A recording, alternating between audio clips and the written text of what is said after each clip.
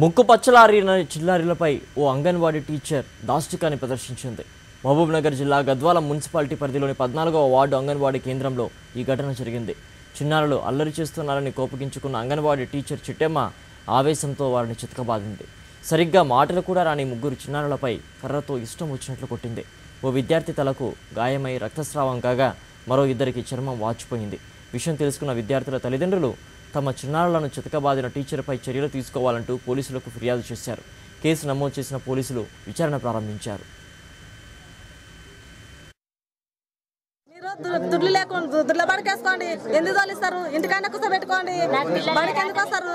మీరు అంత ఉంటే ఇంటికాడ పెట్టుకోండి, దుడ్ల బడికేసుకోండి అని అంటదంట.